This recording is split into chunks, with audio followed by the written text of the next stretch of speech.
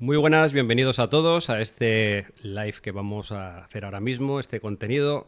Bien, esta vez en una ocasión muy especial y tenemos a un invitado que la verdad que, bueno, pues llevo tiempo con muchas ganas de hablar con él porque tenemos bastante afinidad dentro de todo lo que es el campo de la salud y de la nutrición, de la preparación, de todo lo que viene dado en el campo del mundo del fitness. Y bueno, yo creo que sobre todo lo vamos a pasar muy bien Robert y yo. Así que, bueno, sin más preámbulos, os presento a Roberto Castellano, que está aquí con todos nosotros. Hola. Bueno, la pregunta de rigor, Robert, dinos quién es Roberto Castellano un poquito. Ya sé que estarás cansado de que te hagan la misma pregunta, pero evidentemente es inevitable. Cuéntanos un poco. Vale, bueno, antes de nada, gracias por invitarme aquí a pasar un rato contigo y a poder, bueno, a poder manifestar lo que he aprendido en tantos años de práctica de este deporte. Bueno, más que deporte, la gente lo considera un estilo de vida, pero bueno, siempre empieza siendo un deporte y luego se transforma en un hábito. Pues, a ver, ¿quién es Roberto Castellano? Yo siempre me identifico como que no soy, ¿sabes? Como que no soy.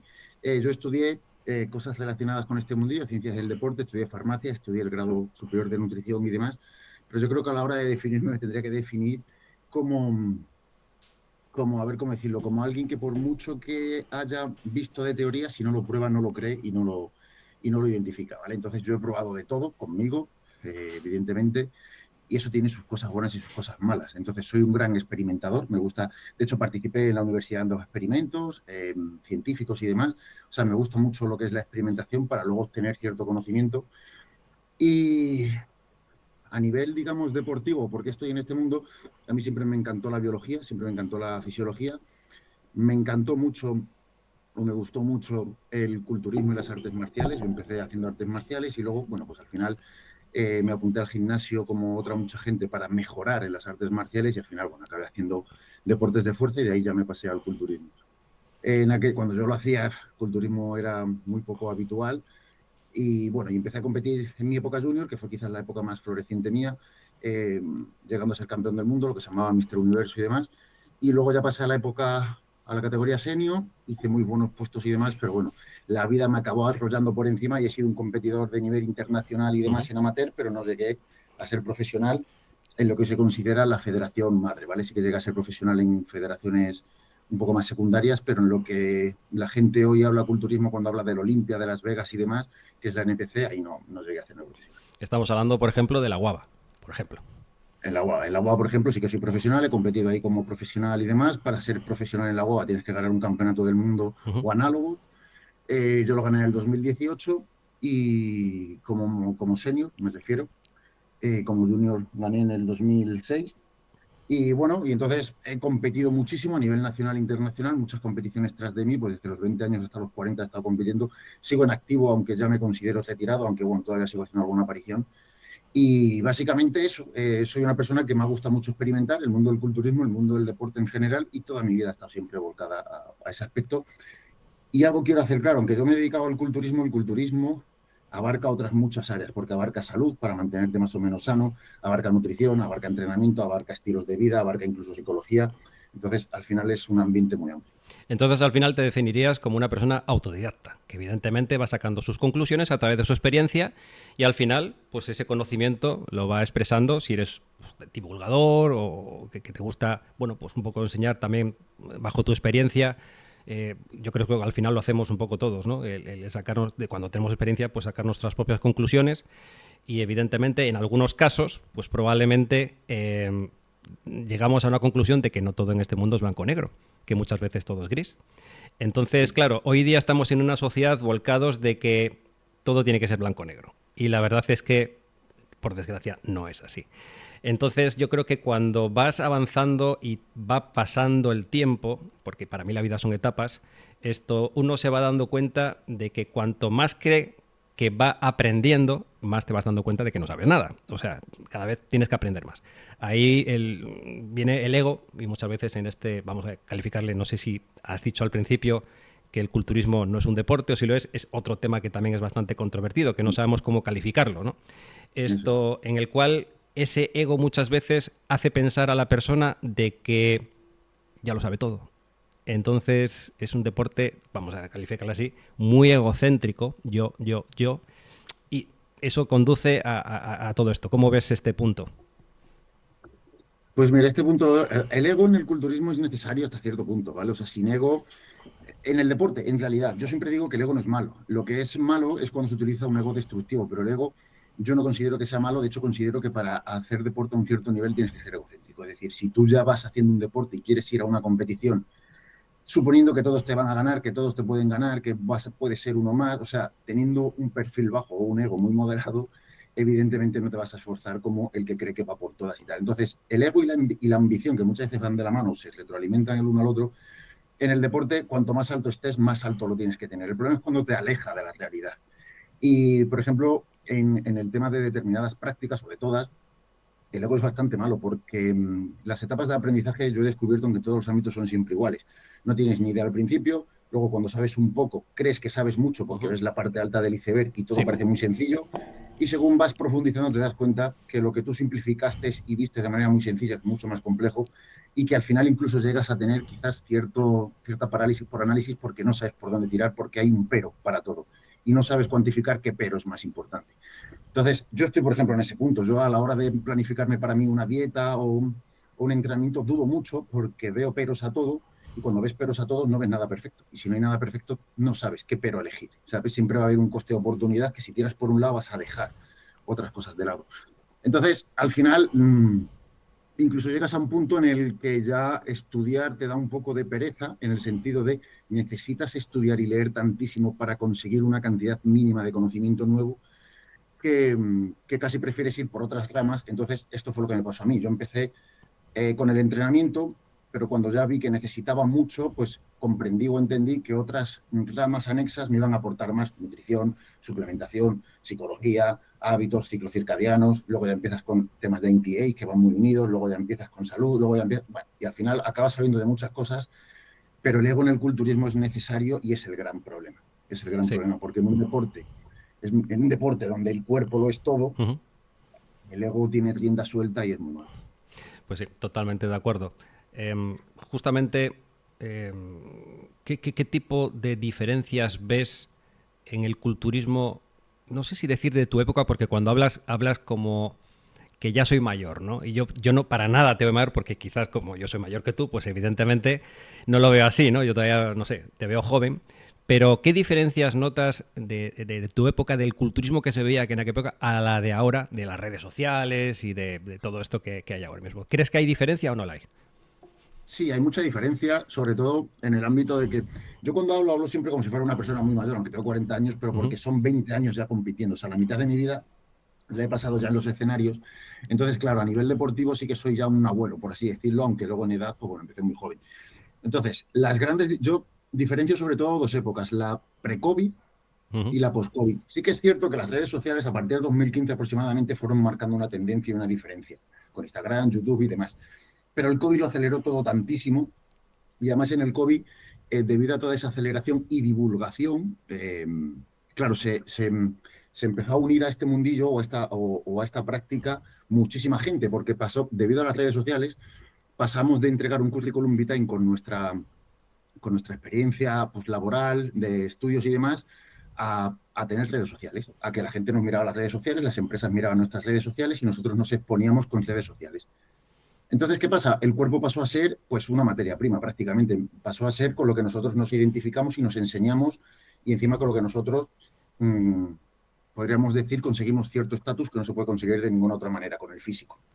Entonces, ¿qué sucede? Que ahí se aceleró todo mucho y entonces esa es la gran diferencia que yo veo, que ahora el mundo del fitness, no hablo ya del culturismo, el mundo del fitness se ha vuelto algo mediático como moneda de cambio. Oye, yo tengo buena apariencia, entonces tengo más facilidad para trabajar, para tener seguidores, para tal.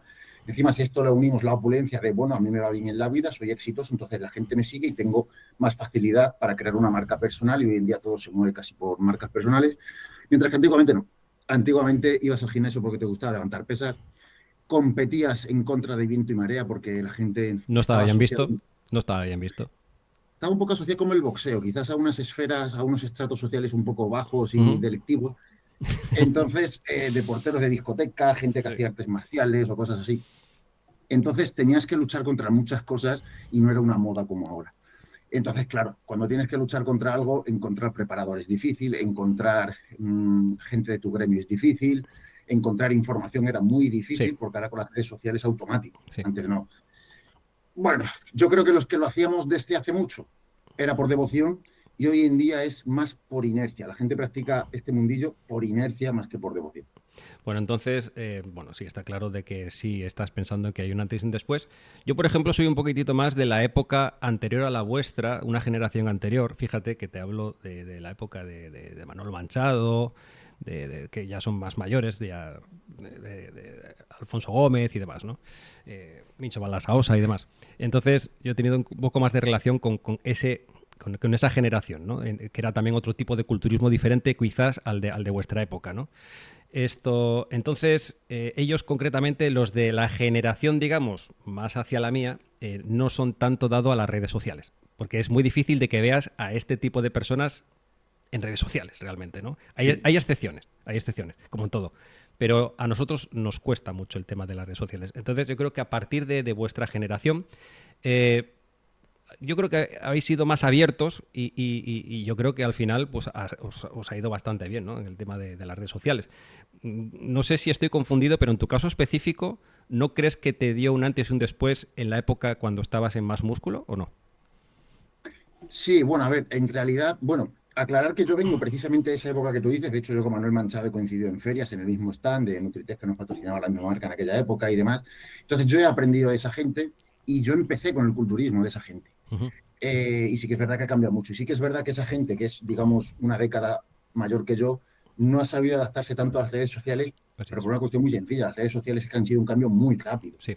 Es como está sucediendo ahora con la inteligencia artificial. O haces el esfuerzo por adaptarte o te va a dejar atrás.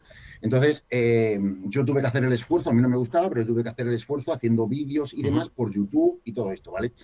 Y entonces ahí ya una vez yo que empecé a ser un poco ya más conocido en el mundo del culturismo, esto hay que aclararlo, Ujú. yo siempre, debido a que siempre he tenido buenos puestos compitiendo y era a nivel competitivo, digamos, era una persona más o menos relevante, entonces el nicho del culturismo yo siempre lo he tenido.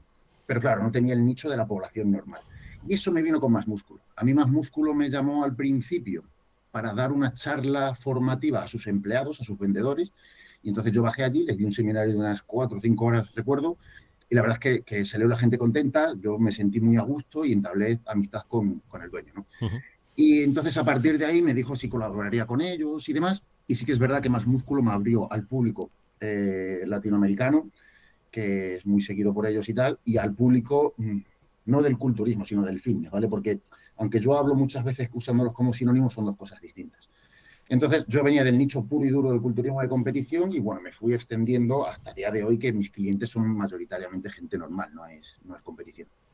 Bueno, pues la verdad que siempre tuve una duda, no sé si vas a querer contar, ¿por qué dejaste de salir en Más Músculo? O sea, porque la verdad no sé, todos los que seguíamos el programa fue como un antes y un después también, ¿no? Pues mira, yo con Más Músculo siempre me he sentido muy identificado como si fuera parte de esa familia o parte de esa casa y lo sigo haciendo. De hecho, ahora he vuelto a Más Músculo Ujú. y el tema fue muy sencillo. Yo con Más Músculo no tuve un patrocinio o un contrato de patrocinio, yo colaboraba con Más Músculo. Pero precisamente el propio Más Músculo, el dueño, fue el que me puso en contacto con Big, la marca que sí me patrocinaba por contrato. Entonces, al principio no había problema, me permitían hacer las dos cosas, pero llegó ya un momento que, bueno, el programa de Conectados o incluso Más Músculo y demás, digamos que entraba un poco en conflicto, ¿no? Si hacía, ya se me identificaba más con Más Músculo que con Big, pero es que mi contrato era con Big. Entonces, llegó un momento que tuve que elegir o Más Músculo o Big. Y yo siempre digo que yo trato de ser formal y es que mi contrato era con Big. O sea, yo mi contrato de patrocinio era con Big. A mí los que me pagaban y los que teníamos una relación mutua de te doy y me das era Big. Con Más Músculo era amiguismo. Yo siempre he dicho que allí dejé una familia y era colaboración, pero no era como tal un patrocinio. Entonces tuve que seguir con mi patrocinador y mi patrocinador me puso una serie de condiciones y entre ellas era no hacer programas para otras terceras personas y en ese caso era Más Músculo. Y eso fue lo que hice. Simplemente traté de ser formal y respetar pues lo que tenía, que era un contrato y ya está. Claro, Cuando ese contrato expiró o pasó, pues he vuelto ahora con Más Músculo porque bueno, me siento cómodo. justamente estaba pensando que creo que cuando empezasteis con el programa de Más Músculo, creo que incluso no tenía la propia marca, ¿no? De suplementación que era Más Músculo, salió después. ¿No? Salió después. Entonces, Sí. claro, evidentemente entiendo que si alguien te está patrocinando, pues evidentemente en el programa Más Músculo tendrá que patrocinar su propia marca. Entonces, bueno, pues entiendo Claro. que quizás por ahí vendría la cosa.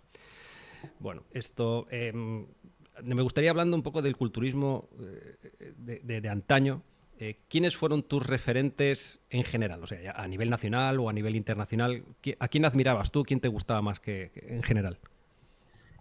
Antes de ver a nadie, o sea, antes de yo empezar a competir, yo por el que tenía devoción era por Dorian Jay. No me preguntes por qué. Yo en aquella época tampoco entendía mucho sobre culturismo como para saber la diferencia entre Arnold y cualquier otro competidor. Lo que pasa que me gustaba mucho cómo entrenaba, ¿sabes? O sea, sus vídeos entrenando y tal me parecían muy motivacionales. Y su filosofía, digamos, antes de incluso yo me compré su libro, Historia de un guerrero, y todo lo que explicaba en ese libro me pareció tan lógico que le empecé a seguir mucho. Yo te estoy hablando de un chaval de 16 años, o sea, era un niño, como aquel que dice, ¿vale? No tenía ni idea de la vida, por así decirlo. Luego ya, sin embargo, sí me fui metiendo más en el mundo del culturismo, en el mundo de la competición, fui viendo otros competidores, los fui viendo en persona y demás, y debo decir que a mí en persona, pues el que más me ha impresionado fue Dennis Wall. O sea, Dennis Wall, cuando le vi en persona, fue esa típica persona que la ves y te causa muchísima Ujú, admiración, el aspecto que tenía y demás. Y luego en España, el que me impresionó mucho al verlo en directo fue a Marco Chacón, que luego fue mi preparador. ujú. Y, y entonces, si yo tuviera que decir alguien que he admirado, pues admirar como tal, a día de hoy, si te digo la verdad, no admiro a ninguno, porque este es uno de los problemas de cuando conoces más a tus ídolos, que cuando los conoces o puedes ver sus partes malas y entonces un poco desilusionarte, o puedes llegar a verlos no como algo para admirar, sino como colegas. Por ejemplo, Marco Chacón para mí es un amigo a día de hoy. Entonces, muchas veces cuando ya es figura de amigo, como que te cuesta mirarlo porque es alguien con el que has compartido cosas hasta síntomas que dices, joder, es una persona normal y corriente, tampoco Ujú. tiene más Claro, misterio. no son dioses, claro. Claro, yo lo tenía como un dios. Yo me acuerdo cuando le vi en un campeonato de España parecer que se acababa de hacer profesional, iba andando por el pasillo, que la gente se iba apartando, y recuerdo esa imagen de verlo y decir, madre mía, era gigantesco. Pero es que luego está durmiendo en su casa con él, luego está. Entonces, Claro, ya era tu amigo. claro, todo eso como que ha desaparecido. Pero sí que es verdad que la filosofía de Marcos, Paco Bautista, me impresionó muchísimo en el póster, siempre lo digo, en el póster de All Star que salía sentado en una pared y demás. Entonces sí que he tenido muchas imágenes y gente que admira mucho. Por ejemplo, Paco Bautista admiro lo humilde que era, con lo Siempre. grandioso que era. Siempre ha sido así. Y voy a contar una anécdota que es curiosa. En un campeonato, en un Open, estaba Paco Bautista con Juan Marco y demás, estaban por allí de espectadores. Y yo estaba pues, con la mochila tal, de competidor. Y fue el propio Paco el que se acercó a mí a Ujú. darme la mano, a saludarme, tal. O sea, que es algo como impensable, porque para mí yo ya había crecido con él viendo las revistas. Claro, claro. Entonces, bueno, el que más me ha marcado es Dorian Jay. De hecho, yo siempre digo que su sistema de entreno es el que me parece de los mejores y demás, pero sí que tengo que decir que de lo que más influencia tengo posiblemente sea de Chacón, porque ha sido con el que he tenido más trato. A ver, cuando eres competidor, tienes que entender de que es una vida muy corta, ¿vale? Tienes que pensar también en lo que va a suceder después. Entonces, por ejemplo, yo creo que personas como tú, que incluso quizás vuelvas a competir otra vez, no lo sé, ya nos lo dirás, esto has estado aprendiendo en todo ese proceso para también un fondo de inversión al futuro, ¿vale? Que es, evidentemente, ya pues por la vejez, por el tiempo, no vas a volver a competir, por salud y demás, pero sí querrás aprovechar todo ese conocimiento que has adquirido en base a tu experiencia también. Entonces eso evidentemente es lo que te va a marcar tu futuro. A eso voy exactamente de que hay ciertos culturistas que no supieron quizás ver ese punto y se quedaron un poquitito más estancados, ¿no? No sé cómo ves tú ese punto. Yo creo que la gente, la gran mayoría de la gente, que también son los más felices, o eso opino, viven el presente. ¿Vale? Entonces, cuando vives el presente sin preocuparte del futuro y sin mirar al pasado, pues es la hostia, porque de hecho ya hay autores que lo dicen, ¿no? Vive el presente para ser feliz. El problema está que el presente siempre acaba pasando, siempre acaba pasando, siempre acaba pasando, los años van pasando muy rápido y el presente llega un momento que estás en el presente con 40 o 50 años y no has hecho nada. Entonces, yo siempre digo que hay que hacer dos cosas en la vida. Uno es vivir el presente, pero otro es que ese presente vaya orientado a unas cosas en el futuro. Sí. Entonces, sí que creo, yo no me quejo de cómo lo he aprovechado porque he sido un culturista de nivel medio, por así decirlo, amateur bueno, pero amateur. Y sin embargo lo he monetizado bien, pues que bueno, que a día de hoy pues puedo vivir o de mis inversiones o puedo vivir más o menos cómodo y muchos no han sabido hacer eso siendo grandes deportistas. Pero es que también creo que lo mismo, a lo mejor, está un poco unido. ¿Por qué? Porque yo para poder hoy rentabilizarlo, pues tuve que hacer una carrera universitaria, tuve que hacer 2 módulos, que son otros 4 años, tuve que probar y experimentar, que eso también te lleva a perder tiempo, porque si un año estás probando un tipo de sistema de prepararte y tal, es un año que quizás se ha perdido. Entonces, al final, yo experimenté tanto y he probado tanto y he estudiado tanto que mi foco verdaderamente no ha estado en la competición Aunque yo en aquel momento pensaba que sí, porque pensaba que se podía hacer de todo, pero hoy tengo claro que no, que lo hice mal. Entonces, ¿qué sucede? Que cuando tienes todo el foco en ser competidor, es que tampoco tienes tiempo para mucho más. Entonces, muchas veces no se sabe monetizar. Hoy en día es más fácil con las redes sociales. Hoy en día los culturistas buenos, si son mediáticos, ganan mucho dinero y tenemos a Pradel, por ejemplo, que lo está sabiendo hacer súper bien, pero antes no era tan fácil porque no era tan fácil llegar a la gente, no había redes sociales y demás.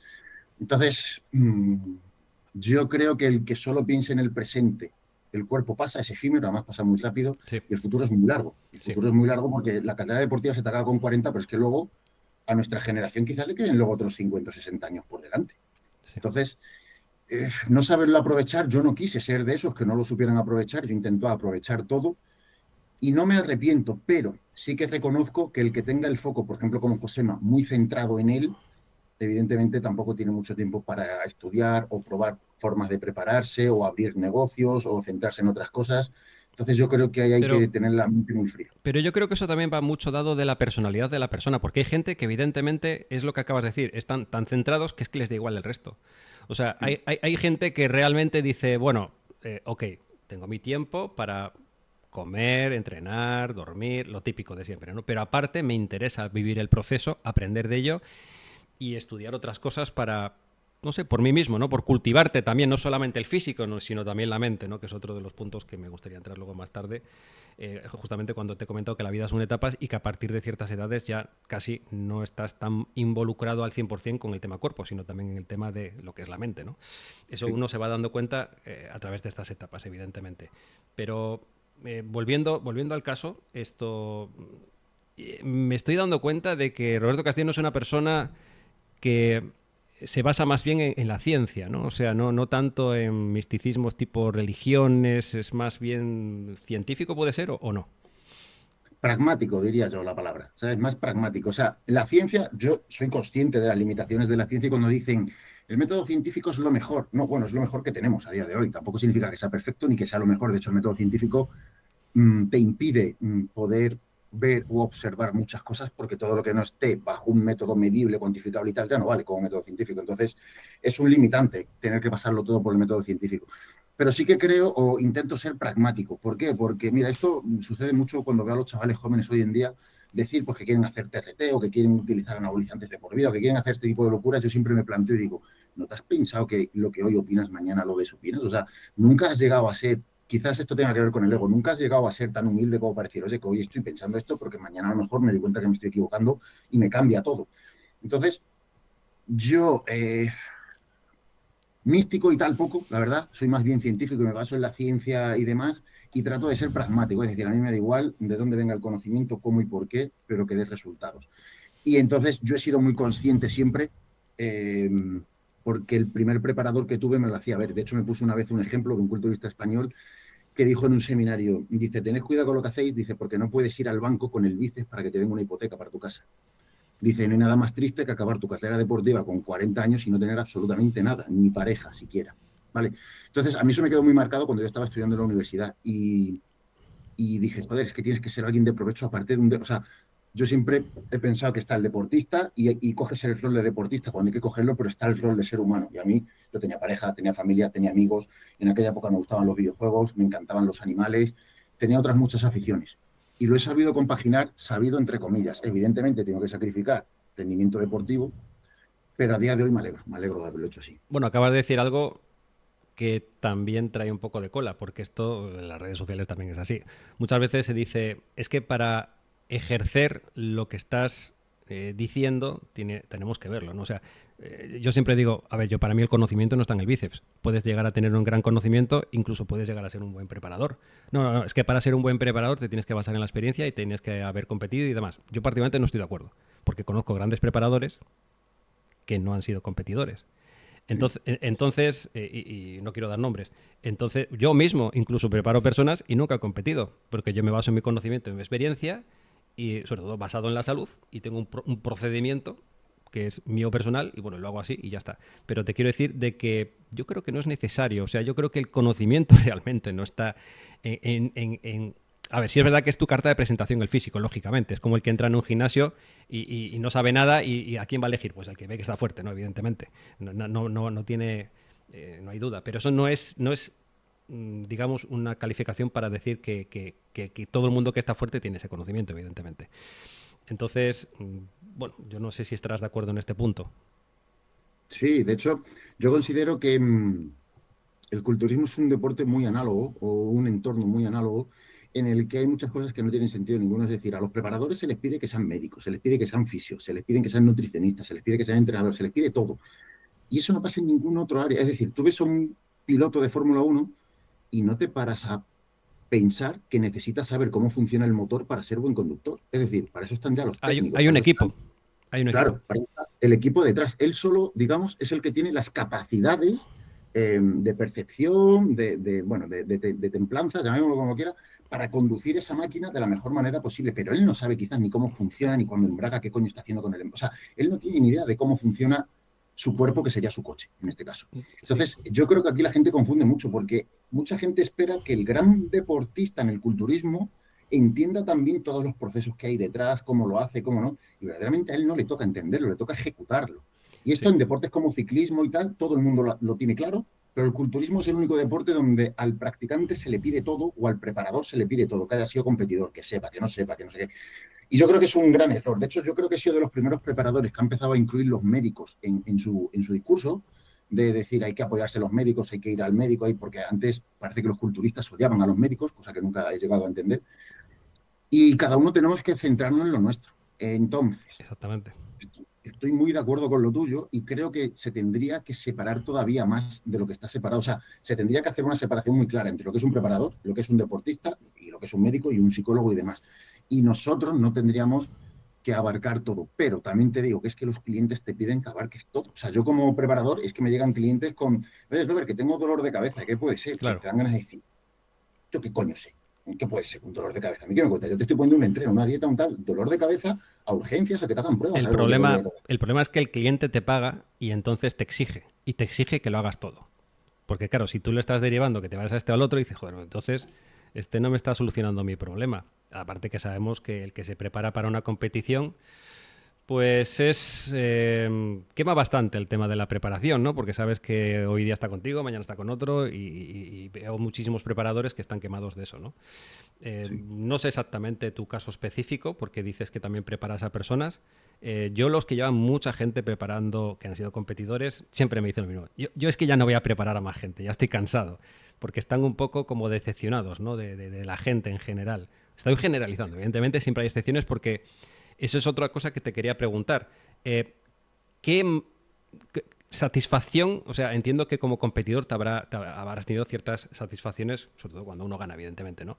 Pero cuando también un atleta tuyo gana, también te da una satisfacción. Sí. Entonces, me gustaría saber un poco cómo tú llevas ese punto, ¿no? ¿Qué te da más satisfacción? ¿Como preparador o como competidor? ¿Cómo sería? Mira, como competidor, ¿sabes qué pasa? Yo ya estoy quemado un poco, ¿vale? Entonces, ¿qué sucede? Yo miro más la parte humana para todo, para todo. Y de hecho, este año pasado, esta temporada pasada, se hizo profesional, uno de los chavales que yo preparo, ¿verdad? Y nada más llamarme, eh, pues contento el chaval, que he ganado, que no me lo creo, que no sé qué, no sé qué. Yo recuerdo siempre les hago la misma pregunta. ¿Y tú cómo estás? ¿Sabes? O sea, ¿tú cómo te encuentras? No me digas si has ganado, no, ya me lo has dicho. ¿Estás contento? ¿No estás contento? ¿Y por qué les pregunto? Nunca he dicho por qué les pregunto esto, pero siempre a todos cuando se bajan del escenario les pregunto, ¿tú cómo estás? ¿Sabes? Independientemente de cómo hayan quedado. Y es por una razón muy sencilla. Cuando yo gané el Mister Universo era un chaval de 20 años, fue mi primer año competitivo y gané lo que en aquel entonces para mí era casi lo máximo que se podía ganar. Luego ya vas descubriendo que hay una categoría profesional, que no sé qué, bueno. Pero en aquel momento gané casi todo lo que se podía ganar. Y yo lo único que sentía era una sensación de vacío que te cagas. O sea, era un vacío que medio depresivo, ¿sabes? De decir, ¿y ahora qué? ¿Qué cojones hago ahora? Que me tira un año entero pensando en esto y ahora ha llegado y siempre digo lo mismo. Y cuidado con lo que deseas, que a veces se cumple y no es lo que esperabas, ¿vale? Entonces, yo siempre intento cuando bajan, pues eso, cómo se encuentran ellos y demás. A mí me queman mucho los competidores y tal, pero porque es un mundo está muy canibalizado. Es decir, la gente para tratar de captar clientes miente tanto eh, que al final cuando tú tratas de ir con la verdad por delante, se te hace muy difícil porque no vas con las mismas armas. Y pongo un ejemplo. Cuando un competidor se baja hasta en un campeonato y dice, Rob, es que han venido y me han dicho que me faltaba carga, me han dicho, Ah, me bueno. han dicho. Mira, Sí, ese tipo de cosas. el escuchar a los demás. Eso es una falta de respeto ya para empezar. Claro, evidentemente. Claro, y pero yo quema. entiendo porque yo he sido competidor y yo les entiendo. Tienen la necesidad de, hostia, ¿por qué no he ganado? Algo puedo hacer y es muy difícil asumir de, mira, tu cuerpo está a tope de lo que puede estar ahora mismo. No trates de hacer cosas raras, no vas a conseguir nada, no tal. Sé que te van a comer la cabeza. Tal. Este mensaje que yo les doy normalmente no gusta mucho porque ellos prefieren hacerse sus historias en la cabeza, voy a ser pro, voy a ganar, voy a no sé qué. Y son los típicos que ves cambiando de preparador todos los años. Yo, gracias a Dios, tengo gente muy afín a mí que está conmigo desde hace mucho, como por ejemplo Edgar, empezó conmigo, se ha hecho profesional y sigue conmigo, no ha cambiado. O sea, gente como esa, pero luego hay otro tipo de gente que los ves cada año con una persona y tal, y también debo de reconocer que la implicación que yo tengo con unos y con otros tampoco es la misma. No, evidentemente, porque al final es como un padre y un hijo, o sea, evidentemente tú te vas volcando un poquitito más con una persona y también la recepción, evidentemente tú lo puedes dar todo, pero la otra persona tiene también que darlo todo, evidentemente, y ahí tú evidentemente vas a notar si realmente hace las cosas o no las hace, porque te das cuenta perfectísimamente, o sea, eso está Sí. clarísimo. Eh, bueno, yo creo que está claro. Eso, evidentemente, pero no solamente pasa en las preparaciones, sino también pasa en las planificaciones incluso de tu cliente, o sea, del día a día. Si es que hace la dieta o no la hace, o sea, es evidente, ¿no? Eso ya lo vas aprendiendo con el tiempo, evidentemente. Mira, de hecho, me atrevería a decirte que la primera conversación que tienes con ellos ya sabes quién se va a implicar y quién no. Yo digo, yo es que creo que tengo un don. El que ya me entra por la puerta al consultorio, si va a ser la primera vez o no va a volver más. O sea, casi te diría algo así. O el que entra en el gimnasio, sí, va a estar solamente un mes o ya no va a volver más. O sea, es que ya se ve. Sí, sí. O sea, porque lo ves. Entonces, hoy día, por desgracia, todo el mundo quiere las cosas rápidas, quiere ya los milagros, quiere la pastilla mágica, todo esto, ¿no? Ya no hay esa, digamos, esa maduración que existía antes, esto de tener paciencia. Eso yo creo que viene dado también a la velocidad que estamos yendo en la sociedad, ¿no? De querer todo esto ya. Entonces, sobre todo yo digo que ahora mismo hay dos problemas bastante graves en nuestra sociedad. Uno es a nivel psicológico, muchos problemas psicológicos, y veo mucha gente en España con mucha ansiedad, con mucho estrés, con muchos problemas. Y después todo lo que sea a nivel metabólico, ¿no? O sea, todo lo que es obesidad, problemas también digestivos, se ve muchísimo, muchísimo, y es justamente por eso, o sea, porque lo queremos todo rápido, lo queremos ya, o sea, entonces, una de las cosas que yo particularmente aprendí en Sudamérica es que se ve más despacio que en Europa. O sea, ahí se toma todo más despacio, con más tranquilidad, y creo que así debería de ser. El tomarse las cosas pues no tan... Quiero abarcar muchas cosas a la vez y bueno, y al final todo esto pues repercute a todo, ¿no? Y ya no hablemos si estás en una preparación de físico-culturismo, de que evidentemente tienes que estar mentalmente súper centrado, evidentemente. Me gustaría, no sé si quieres añadir algo a esto. No, yo te iba a decir, había apuntado aquí para que no se me fuera y tal, que hay dos problemas. Uno está en las expectativas de la gente. Por ejemplo, yo, lo que tú has dicho, sé quién va a durar y quién no por las expectativas que tiene. Es decir, cuando llega la típica persona de no me voy a apuntar porque quiero perder 10 kilos, subir el culo, ya sé que tiene las expectativas tan altas que el palo que se va a llevar va a ser acojonante. Da igual si yo le aviso o no y le digo, que esto no va así, que da igual. Se va a llevar un palo de la hostia. Cuando lleve 3 meses y vea que su cuerpo está prácticamente igual. Porque además esa gente que tiene tantas expectativas son la gente que menos implicación le pone. Entonces, ahí ya es cuando lo sabes todo. Mira, yo puedo poner 1000 ejemplos, pero hace no mucho recuerdo una chica que me decía que no notaba cambio, que no había notado cambio en un mes, que no había notado cambio y tal, y me pongo a mirar atrás en la conversación y le digo, mira, me vienes diciendo que no has notado cambio, teniendo en cuenta que llevas X tiempo sin hacer nada, llevas un mes conmigo, en ese mes has tenido una gastroenteritis, has estado 2 semanas sin entrenar, has estado una de esas 2 semanas casi sin comer, no sé qué, digo, ¿qué quieres? O sea, ¿cuáles eran tus expectativas? ¿Qué te pensabas? ¿Que en estas condiciones ibas a mejorar? Y digo, lo normal es que estés peor incluso. ¿Sabes? Entonces, son ya unas expectativas tan altas que dicen, mira, no va a durar. Y luego, es por la gran mentira en la que vivimos. Nos están metiendo mucho en la cabeza que vivimos una de las peores épocas del mundo, que vivimos muy mal. Y yo pongo siempre un ejemplo. Mira, para mi padre, que no es tan arriba, para mi padre, eh, el poder ir cuando tenía mi edad a un buffet que por 15 euros tuvieras acceso ilimitado a toda la comida que tú quisieras, eso era algo impensable. O sea, era algo como decir, esto es de ricos. Y hoy lo tenemos todos al alcance, o sea, cualquiera podemos ir a un wow, a cualquier sitio y comer todo lo que queramos y tal. O sea, entonces, a día de hoy tenemos teléfonos que son más potentes que los ordenadores de la NASA cuando se fue a la Luna, y los tenemos todos a precio de 4 duros porque dicen la inflación. La inflación afecta en algunos sitios, pero la tecnología, este ordenador con el que yo te estoy hablando, ahora me ha valido a lo mejor 600 euros, pero es que hace 10 años me hubiera valido, yo qué sé, 4.000 euros, Uh porque -huh. tenía una tecnología que era casi imposible. Entonces, nos han metido en la cabeza que estamos en una época muy mala que en realidad no lo hemos creído y no es así. Estamos en la mejor época del mundo. Es más fácil que nunca hacer dinero, más fácil que nunca conseguirlo todo rápido, más fácil. Y eso lo extrapolamos al cuerpo. Pero el cuerpo no funciona así. El cuerpo no atiende a tiempos, no atiende a nada. Si te quieres poner fuerte, empieza haciendo pesas sabiendo que van a ser cosas Lleva, de 7, 8, 9 lleva un años. proceso y la gente no quiere Claro. hacer el proceso. Ese No es está el problema. acostumbrada porque vivimos en una época Claro, que nos han como comido la cabeza de que es claro. una mala época, pero lo tenemos todos ya. Entonces, para nosotros es como, hostia, es una época de mierda, pero lo tengo todo ya, entonces cambiar el físico será súper sencillo. No, no, qué va, qué va. No.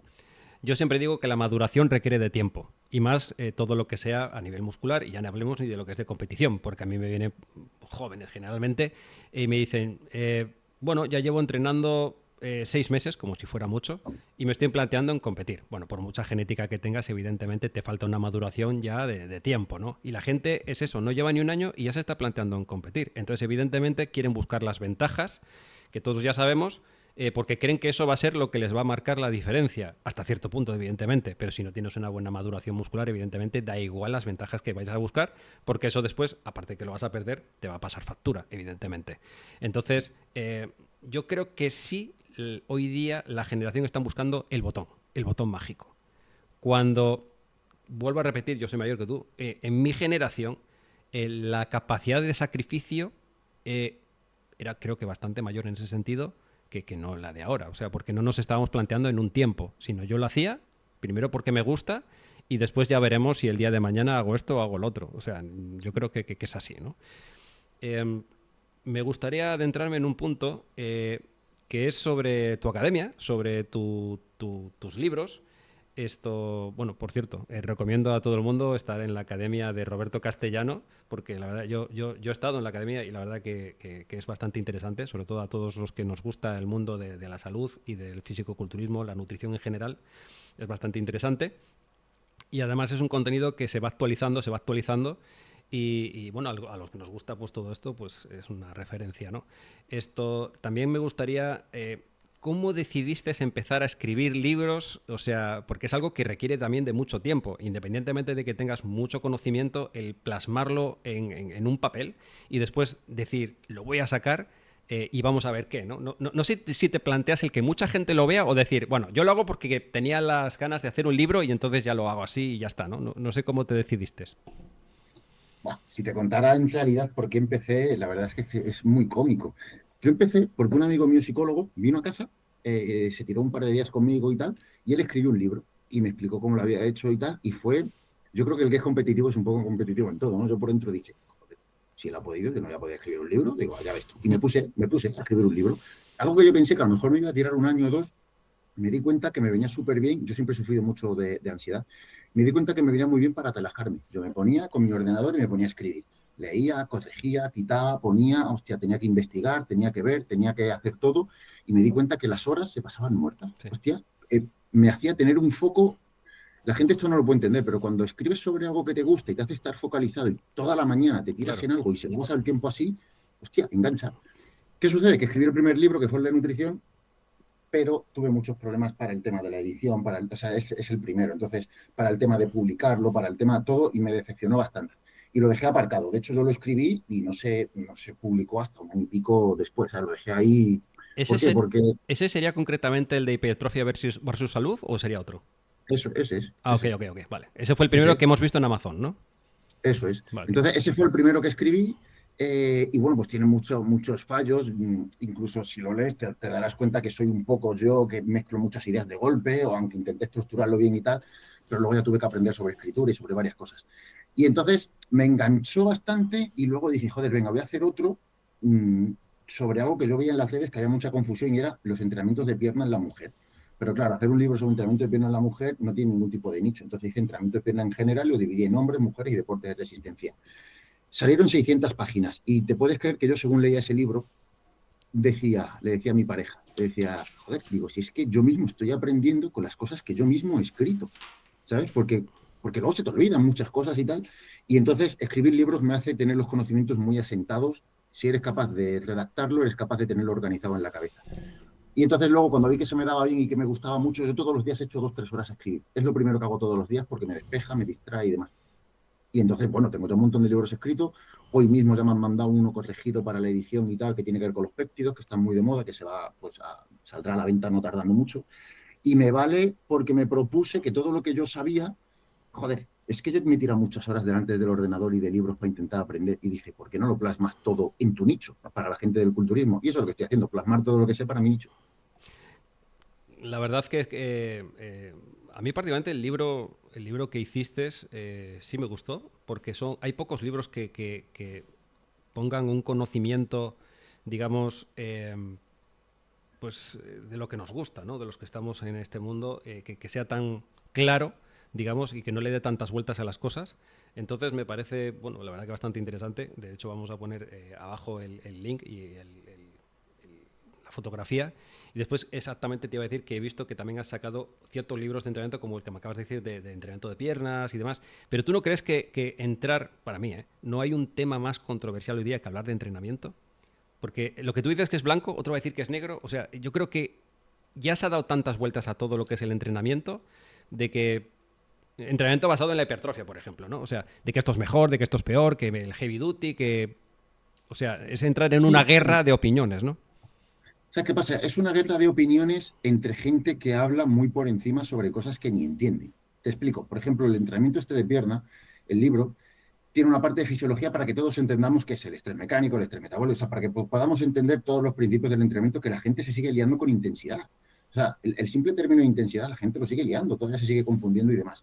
Entonces, a mí me pareció muy curioso, yo plasmé muchas cosas que no me parecían lógicas. Por ejemplo, tú sabrás que hay formas de entrenar, yo qué sé, cualquier división del entrenamiento, pecho, bíceps, espalda, tríceps, lo que queramos hacer, y pierna. Y entonces, yo estuve haciendo un análisis bastante curioso sobre el tamaño muscular de los distintos músculos, y entonces plasmé cómo el entrenamiento de pierna supone trabajar casi el 70% de toda la musculatura del cuerpo, mientras que la del pecho y el hombro o tal es un 10, un 15%. Entonces, ahí ya ves la descompensación que hay de decir, hostia, mira cómo estás entrenando piernas y mira cómo estás entrenando el resto del cuerpo. Pero luego esto lo llevé más allá. ¿Por qué? Porque yo me he dado cuenta que la gente que llevamos tiempo siempre tenemos tendinitis, siempre tenemos ciertas lesiones que son comunes a todos. Sí. Entonces dije, bueno, voy a buscar la irrigación sanguínea que tiene un músculo, la irrigación sanguínea que tienen los tendones, la irrigación sanguínea que tienen los cartílagos para ver por qué pasa esto, claro. Y entonces entiendes por qué un músculo se recupera muy fácil, pero el problema de entrenar, de la frecuencia, del volumen y todo eso no está en el músculo, él se recupera, está en los tendones, esos no se recuperan al mismo ritmo. Y entonces explico el por qué no se recuperan igual, qué es lo que interviene, todo esto, ¿no? Entonces, el libro de entrenamiento como tal no es haz 4 por 10 de esto, no tiene nada que ver con eso, tiene que ver con pensar en, ¿tú crees que está bien que dediques un día a pierna o quizás tendrías que dedicar 3 dentro de los 6 días que dedicas para separar, para poder trabajarlo bien? ¿Tú crees que está bien hacer ejercicios de carga sistémica como sentadilla teniendo en cuenta que eso genera una gran cantidad de residuos para todo el cuerpo? ¿O según seas más avanzado y con más masa muscular tendrías que hacer más analíticos para no sobrecargar la sangre de residuos y demás? O sea, son unas cuestiones que verdaderamente no es lo que habla la gente cuando dice el heavy duty, él no sé, no tiene que, no nombro ningún sistema de entreno en ese libro, no soy partidario de ningún sistema de entreno, no. Me baso en la fisiología para explicar, oye, mira, entrena piernas y te va a venir mejor. Tipo de fibras, factores de fuerza, por qué puedes mover más o menos y no significa que estés usando más el músculo. Bueno, me centré en cosas distintas. Claro, evidentemente siempre va a involucrarse el principio de individualidad en todos los casos y ahí ya cada uno pues hará las cosas como debería, ¿no? Y al final también volvemos a lo mismo, la experiencia. Vas a tener que probar muchas cosas y definir qué es lo que mejor te va, evidentemente. Aunque yo particularmente soy una persona que no me gusta hacer siempre lo mismo, o sea, yo creo que todo se cicla, tanto en la Sí. dieta como el entrenamiento, como todo en general, ¿no? Si quieres ver un beneficio, pues tendrás que estimular el cuerpo, que no se adapte siempre al 100% y tendrás que estarle buscando las vueltas para que siempre esté estimulándose, ¿no? Y eso al final pues es ciclándolo en todos los sentidos. Esto, bueno, he estado rescatando en el capítulo número 22 de tu libro, eh, que dice un tema que yo también no sé cómo lo verás tú, que es sobre la comida trampa. Sí.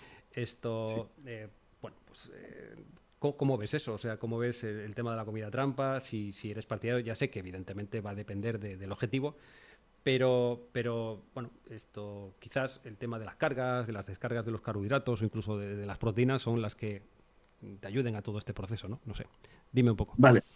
Mira, una de las cosas que quería decir de ese libro, por ejemplo, porque es justo ahora que has dicho esto de la comida trampa, justo ha salido ahora la noticia hace nada, y es que yo ahí cuestiono y planteo mucho la pirámide nutricional, porque se inventó la pirámide nutricional, que no era para el bienestar de la población, sino era para la economía de las guerras y tal. Y es curioso porque ahora justo Estados Unidos le ha dado la vuelta completamente a la pirámide de la nutrición Ujú. y la plantea como yo la plantaba en el libro, precisamente. Hidratos bajos, ta.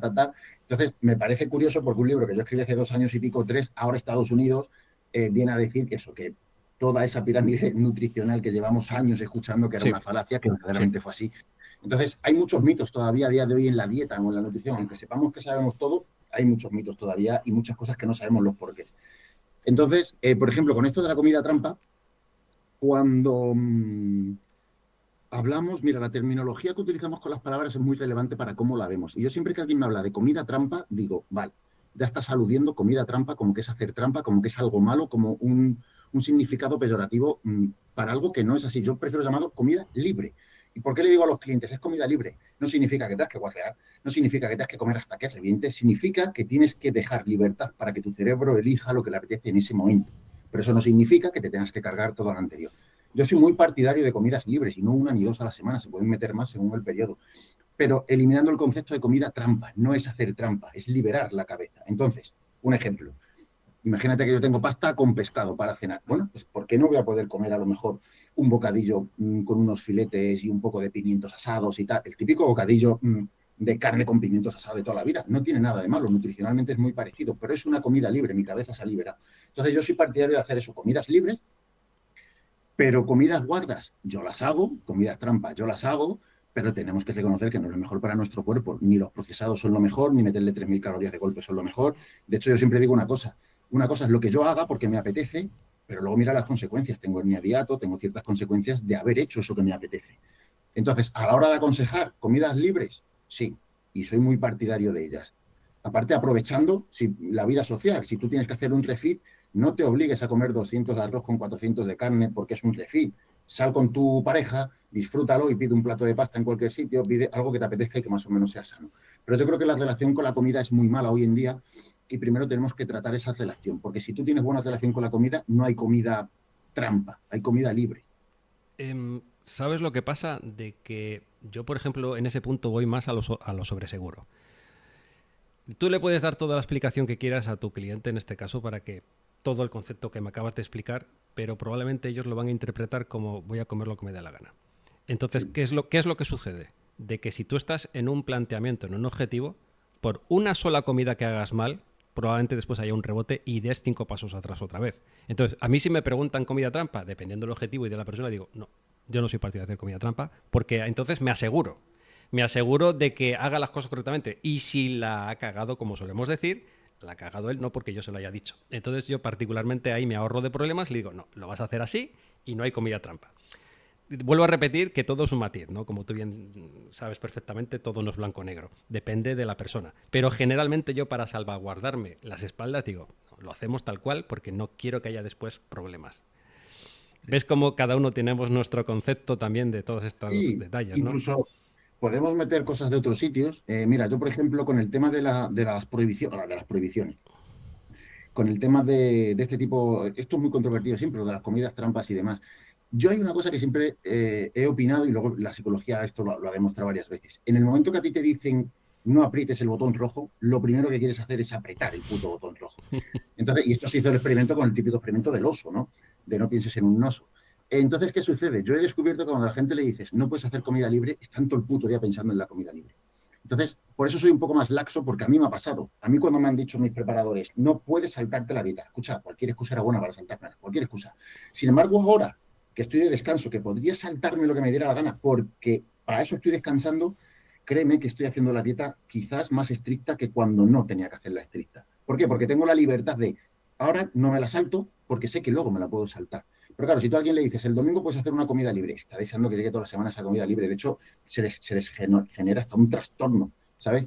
Entonces yo por eso soy partidario de ser un poco más laxo, pero la gente que se lo puede permitir. Yo siempre, a ver cómo decir, yo es que para eso yo soy un poco más liberal, ¿sabes? Yo le digo, mira, yo no soy tu padre, yo te aconsejo. Digo, tú sabrás si te quieres decepcionar a ti mismo, Claro. si no, si quieres tirar todo por tierra, y siempre les digo una frase que yo creo que le llega adentro, que le digo, tú sabrás si quieres ser un bocazas contigo mismo. Digo, pero no hay nada peor que decepcionarte a ti mismo, tío, porque entonces significa que no tienes palabra con nadie, porque no tienes ni contigo. Entonces ahora ya falla todo lo que tú quieras. Yo, por ejemplo, a mi pareja, que era profesional, se hizo profesional conmigo y tal, yo me acuerdo cuando se quería saltar la dieta, siempre decía, sáltatela si quieres, no hay problema, pero que sepas que la que va a competir contigo al lado, esa no se la va a saltar. Entonces no se la saltaba nunca. Entonces yo soy más de jugar con su psicología y decirle, mira, haz lo que quieras, pero en serio, ¿eres capaz de decepcionarte por una mierda de chocolate? Y entonces prefiero que elijan ellos, pero sí que soy consciente de que hay mucha gente que hace lo que les sale los cojones, ya te lo digo, como Pero lo hace mi no pareja. hay, no hay mayor calvario que tener que llevar a una pareja a una Uf, preparación para competición. Es un sí, sí. suplicio porque incluso puedes acabar a tiros. O sea, realmente eh, es difícil, ¿no? Por supuesto que te va a dar mucha satisfacción, pero le vas a exigir mucho más que a cualquier cliente, evidentemente. Entonces, es esa convivencia que sabes realmente que lo va a tener que hacer porque estás ahí. O sea, entonces es difícil, ¿no? Me gustaría hablar de otro punto del libro, que es el capítulo 17 concretamente, que habla sobre la dieta cetogénica. Muchas veces esto no gusta mucho dentro del campo del culturismo, me ha pasado con otras personas con las que he hablado, y no les gusta hablar de la dieta cetogénica, pero realmente cuando entras en una fase vas a entrar en cetosis.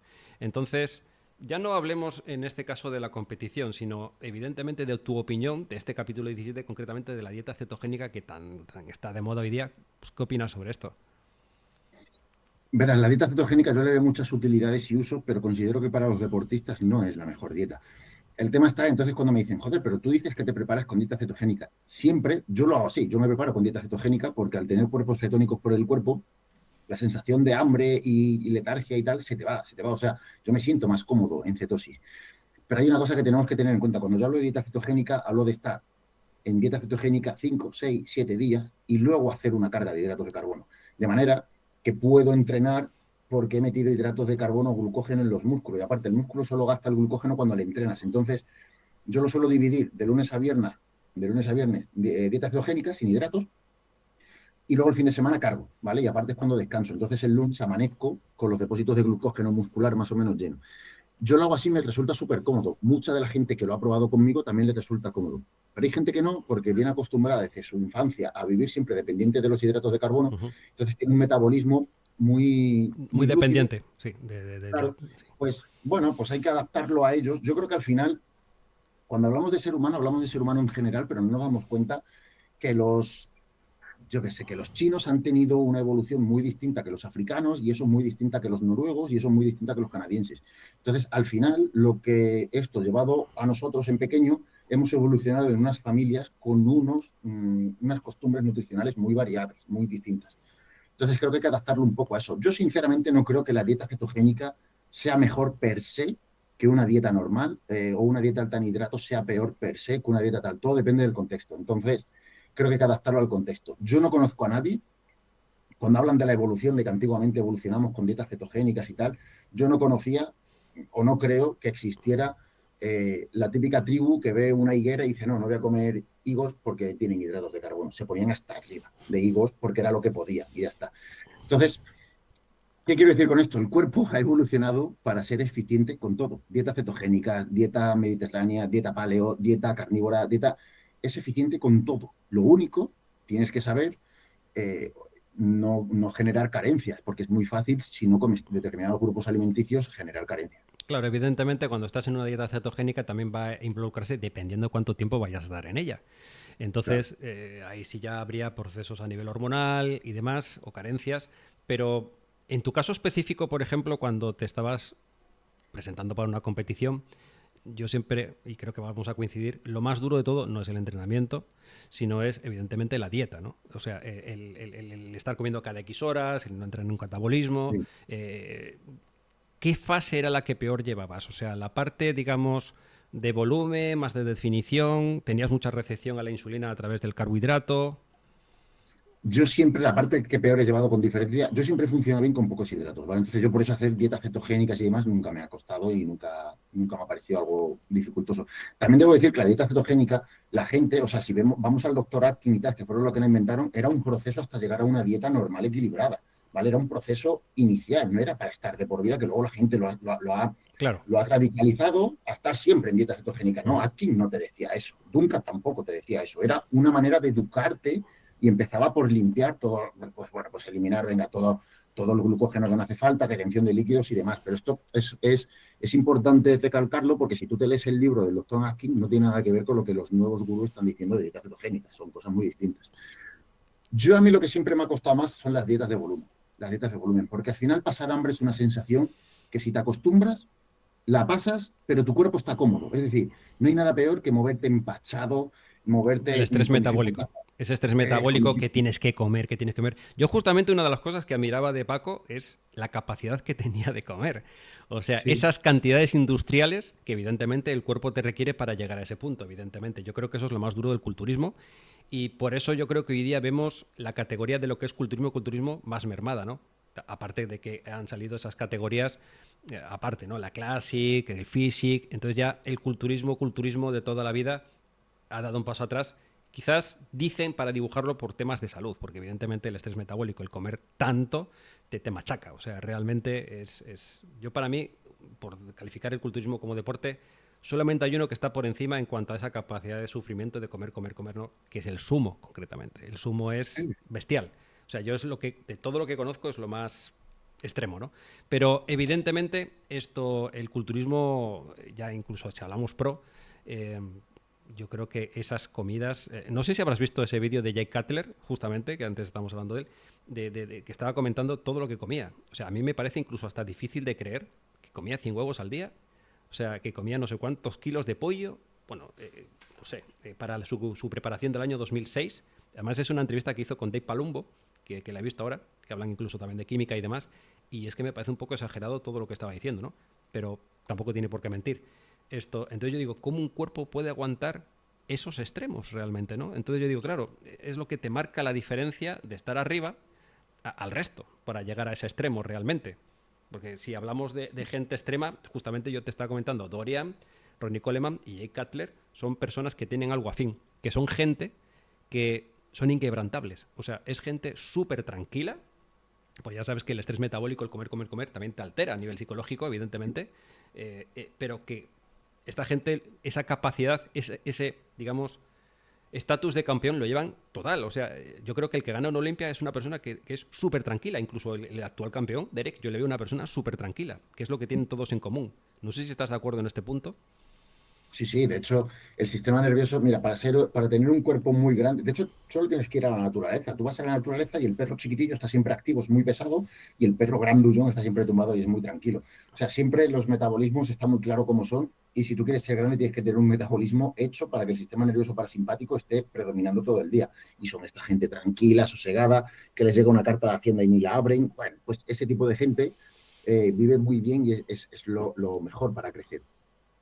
Pero también normalmente todas las putadas que tienen que hacer para comer se acaban pagando. Yo siempre creo, o siempre he creído, que el limitante verdadero en el culturismo, o sea, lo que de verdad limita el que la gente sigamos avanzando es el estómago, ¿vale? O sea, yo he sido capaz de crecer tanto como mi estómago me ha permitido, es así de sencillo. Sí, Entonces, de hecho lo vemos en competidores como por ejemplo Phil Heath o Ronnie Coleman, que al final lo que les ha parado su progreso ha sido esas distensiones abdominales.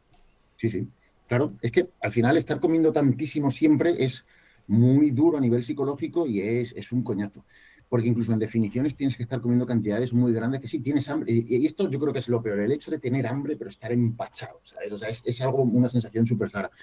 Pero yo creo que el estómago es el gran limitante. Todos los culturistas que conozco cuando se retiran acaban teniendo problemas de Sí, estómago. O sea, sí, yo no conozco a nadie, así quitando es. Paco, no conozco a nadie que se haya retirado por ejemplo, en España, Raúl Carrasco se retiró por el estómago, Frank Spin se retiró por el estómago. O sea, es que muchísima gente se ha retirado por problemas digestivos y yo creo que es el gran límite y yo creo que ahí está lo verdaderamente Sí. duro. Yo cuando la gente me habla de la definición, digo, ¿qué problema hay a sentirte ágil, a sentirte sano, a tener hambre, a comer con gusto, a comer? Sí que es verdad que ya cuando estás con un porcentaje de grasa muy bajo y demás, es muy duro, es mucha hambre, Sí. no duermes, entonces todo se hace duro. Pero Pero ese proceso quizás sea más un poco saludable porque estás estimulando esa ruta AMPK, que al final también es bastante beneficiosa, ¿no? Que no estar estimulando todo el día la ruta mTOR, que es súper inflamatoria y que al final pues, pasa todo esto, ¿no? O sea, en todos los sentidos la inflamación en el cuerpo es el peor enemigo. Entonces, lo que tú estás diciendo, en tu caso específico, entonces sí corroboras de que a ti particularmente lo que te ha limitado todo es la comida, ¿no? O sea, ese estrés metabólico. Vale. sí, No sí, las sí. lesiones ni nada, simplemente es el tema de No, comer. claro. Y de hecho, las épocas que yo he estado a lo mejor que te planteas dejar el deporte o tal, ha sido siempre por la comida. Y siempre por las épocas de volumen. O sea, es que la gente no puede llegar a hacerse una idea de lo que es levantarte ya con asco a la comida. De hecho, yo conozco gente, y yo lo he vivido, de tirarte un día o dos sin comer porque tienes gastroenteritis o lo que sea, y sentirte mejor cuando llevas un día o dos sin Claro, comer y decir, es que claro, estoy más cómodo así, claro. coño, y no tengo ni hambre, es que el cuerpo estaba sobresaturado de comida. Entonces, sí que es verdad que para mí lo peor es la comida. El entrenamiento al final es una diversión. Si te gusta, es diversión. El estilo de vida, de tener tus rutinas y tus hábitos y demás, cualquier persona que sea un poco organizada en la vida tiene eso y le gusta. A mí me gusta mi rutina, me encanta. Lo que no me gusta es llegar a una comida, llegar a otra y que en la cuarta tengas ya ganas de vomitar. Eso es bastante duro. ¿Y tú crees que el gran enemigo en todo esto de la dieta quizás sea más ese aumento de la proteína más que el carbohidrato o no? O sea, el No, tener yo creo más que es la gramos, cantidad. la cantidad Es en la cantidad. general de los macros. Ok. Claro, y aparte, si nos vamos a la fisiología es muy sencillo. Cuando el adipocito ya se ha llenado a un cierto tamaño, ¿vale? Empieza a producir leptina, que es la hormona de la saciedad. Entonces, ¿qué sucede? Que cuando tú ya estás comiendo muchísimo, tu cuerpo no para de producir leptina porque él mismo no quiere tanto, ¿vale? A menos que tengas algún síndrome metabólico, como resistencia a la insulina, tal, que entonces ya la cosa puede cambiar. Pero verdaderamente una persona sana, que no tenga ningún trastorno con la comida y demás, llega un momento en el que por mucho que le digas come, come, te dice que no quiero comer más, que estoy hasta los cojones y ya está. Entonces, eso es por la leptina. Entonces, vencer eso es prácticamente imposible, ¿vale? Porque aunque metas grelina de fuera y tal, estás creando en el cuerpo un sistema que no está coordinado. O sea, las dos hormonas contradictorias altas, al final lo que llevas a un malestar general en todo. Entonces, no, y aparte muchas veces la gente dice, ¿te puedes acostumbrar a comer más? No, a eso no te acostumbras. No, es que Pero, no te acostumbras. Es que no, no, no claro, puedes. pero evidentemente si estamos, por ejemplo, en una misma cantidad calórica en la cual prevalece los gramos de proteína a la alza, vamos a decir, de estar 3,5 o 4 gramos por kilo de peso corporal en contra a 2,5, ¿tú no crees que eso también marca la diferencia a la hora de la zona media o no? Yo he probado dietas desde 2 gramos hasta 8 de proteína y sí que es verdad que cuanto más subes en proteína, más saciado puedes estar o más empachado, por así decirlo. Pero llega un momento que si las calorías son altas y demás, da igual, aunque tú estés en 2 gramos de proteína, da igual. La sensación de saciedad, empacho y demás es... ¿Sabes qué pasa? Que cuando se produce esto que te digo, la leptina, los movimientos peristálticos del intestino cesan, o sea, paran, son muy lentos. Entonces toda la digestión se vuelve muy lenta, gases, fermentación, hinchazón, y eso da igual el nutriente que sea, ¿vale? De hecho, los hidratos son los más fermentables para la flora. Sí. Entonces, a ver cómo decirte, lo que puedes ganar en un lado, porque dices, bueno, la proteína es más duramente digerible, sí, pero es que la fermentación es mucho mayor con los hidratos. Al final da igual por dónde tires, la teoría te puede decir una cosa, pero luego cuando lo llevas a la práctica, el exceso calórico continuo te deja hecho un polvo el estómago. Es cierto porque cada vez yo particularmente veo más personas en consulta con SIBO y eso Sí, justamente viene a través de los carbohidratos, evidentemente fermentables, o sí. sea que sí que es verdad. Yo creo que es bastante interesante todo esto que estamos hablando porque para que todo el mundo tenga un poco de concepto de todo esto y también llevarlo a la práctica, evidentemente. Y ya por último me gustaría también tocar bueno, pues un tema un poco controversial que de lo que nadie habla, que es la química, ¿no? Dentro de todo lo que sería el contexto del deporte, no solamente del culturismo en general. Más que nada es un mensaje a toda la juventud que hoy día, como hemos estado hablando, de querer avanzar por la vía rápida, ¿no? Estamos viendo que yo creo que en la sociedad en la que vivimos ahora se utiliza más química que antes. O sea, justamente por el mero hecho de querer avanzar más, ¿no? Porque antes era un poquitito más limitante. Esto, ¿cómo ves o qué mensaje darías a toda la gente que ahora quiere empezar a competir? ¿Qué mensaje darías con el tema de la química? Mira, yo soy partidario de la libertad, siempre, ¿vale? Entonces, que cada cual elija lo que quiere. Lo que sí que creo que la gente se tendría que informar. Yo al final la química la veo, haciendo analogías, muchas veces la gente le entiende las cosas más fácil. Podríamos decir que la química es un apalancamiento, ¿vale? Como por ejemplo el que es inversor o empresario se apalanca con dinero del banco. Si tú eres un, si tú eres un desastre y pides dinero al banco para apalancarte, te vas a cagar, te vas a endeudar toda tu vida, vas a estar toda tu vida viviendo con deuda, por así decirlo. Si tú eres un desastre en tu vida y te apalancas queriendo progresar más con esteroides, lo único que estás haciendo es enfatizar más todos los problemas que vas a tener en la vida. La gente que habla de que se vuelve violenta con los anabolizantes es gente violenta de por sí. La gente Sí, que habla claro. que con los... Es que te amplifica todo. Claro, claro, o sea, la química al final es como el dinero, la química no te cambia, la química hace que lo que eres se aumente. Eso es. Entonces, el que es tranquilo, disciplinado y demás, es el que toma química y obtiene buenos resultados. el que es mala gente, entre comillas, que se maltrata a sí mismo, sale de fiesta, tal, con la química lo hace más todavía. ¿Por qué? Porque encima piensa que como tiene la química por detrás funcionando, se puede permitir maltratarse más en otros aspectos de dieta y demás porque la química le compensa. Sin embargo, eso normalmente el que es disciplinado no lo piensa así. Dice, la química me aporta lo que me aporta, pero tengo que hacer todo lo demás bien. Entonces, al final, el verdadero destrozo es la persona consigo misma, no es la química. Lo que pasa es que utiliza la química para destrozarse. Sí que es verdad que creo que tanta información en Internet hoy en día Sí, está perdiendo mucho a la gente, sí. porque, pero te digo el por qué, porque no es información verídica. La gente se piensa que lo que otro hable... Mira, esto, hoy leía justamente sobre esto. Si una persona sale aquí con una gran elocuencia en lo que dice, que desprenda una gran autoridad y demás, tú le vas a creer aunque esté diciendo la mayor gilipollez del mundo. ¿Vale? O sea, yo llegaba a gente a decir, no, tenéis que tomar testosterona de por vida porque es mejor para vuestra salud, porque la testosterona te genera los huesos, los tendones y os vais a encontrar mejor. Y ese discurso creérselo a la gente. ¿Cómo que es mejor tomar testosterona de por vida que no tomarla? ¿Estamos tontos o qué? Entonces, cuando aparecen grandes oradores que dicen al público lo que ellos quieren oír porque necesitan escucharlo para justificar lo que quieren hacer, se junta una mezcla muy peligrosa. Y eso es lo que está pasando ahora. Yo la verdad que siempre doy el mensaje de que, punto número uno, si ya has decidido pasarte, entre comillas, al lado oscuro, esto, lo primero que vas a tener que hacer es unos estudios médicos como Dios manda, a las manos de un buen profesional, que vea que no hay ningún problema y siempre empezar de lo más abajo posible, ¿no? Esto, por desgracia, en donde yo estoy, que es en Sudamérica, todavía hay muchos conceptos y muchas veces arraigado a la economía, de no querer gastar el dinero necesario para hacerse los controles médicos, que muchas veces es incluso más caro que el propio ciclo. El hacerte una analítica completa, evidentemente, no cualquiera te la hace, y si evidentemente no tienes un seguro médico completo, pues evidentemente pues vas a tener que pagarlo. Yo particularmente no voy a tratar a nadie si no se hace el estudio pertinente, lógicamente, eso ya para empezar. Pero yo llego a ver tales salvajadas de competidoras que me vienen llorando a consulta porque su preparadora para restablecer el eje le ha dado tamoxifeno. Tú fíjate lo que te estoy contando. Entonces le está inhibiendo más todavía el eje.